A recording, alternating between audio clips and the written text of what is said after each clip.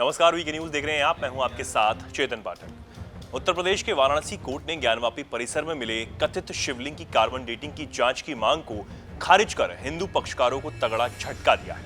और अब खबर यह भी है कि निचली अदालत के इस फैसले के खिलाफ हिंदू पक्ष अब सुप्रीम कोर्ट जाने की तैयारी कर रहा है।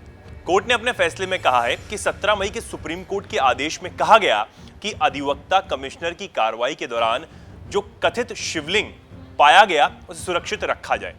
ऐसी स्थिति में यदि कार्बन डेटिंग तकनीक का प्रयोग करने पर या ग्राउंड पेनेटिंग रडार का प्रयोग करने पर उक्त कथित शिवलिंग को क्षति पहुंचती है तो यह माननीय सुप्रीम कोर्ट के आदेश का उल्लंघन होगा।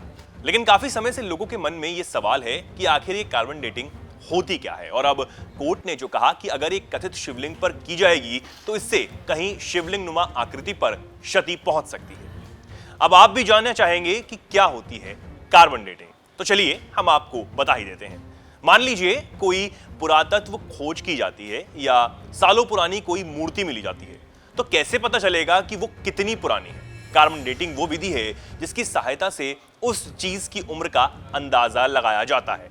कार्बन डेटिंग से उम्र की गणना की जाती है। इसे एब्सोल्यूट डेटिंग भी कहा जाता है। इसको लेकर भी कई सवाल हैं। कई बार ये इससे भी सही उम्र का अंदाजा नहीं लग पाता। हालांकि इसकी सहायता से सालों की सीमा का पता लगाया जा सकता है। अब कार्बन डेटिंग के तरीके को समझते हैं। कार्बन डेटिंग को रेडियो कार्बन डेटिंग भी कहा जाता है। हालांकि माना जाता है कि किसी जीवाश्म या पुरातत्व संबंधी चीज की उम्र से पुख्ता तौर पर बता देती है, लेकिन ऐसा नहीं है। यह भी उसकी अनुमानित या यूं कहें कि तकरीबन उम्र की बताता है।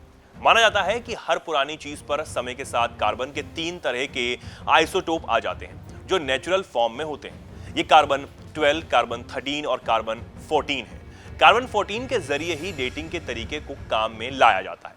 विज्ञान की भाषा में समझें तो अन्य 2 आइसोटोप वायुमंडल में कार्बन 14 से अधिक आम है, लेकिन जीवाश्म ईंधन के जलने के साथ उन्हें एक्सपेरिमेंट के तौर पर कम विश्वसनीय माना जाता है। लेकिन कार्बन 14 को आंका जाए तो वो भी तभी बढ़ता है जब चीज सदियों पुरानी हो।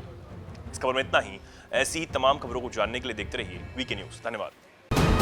वीके न्यूज, राष्ट्र के नाम।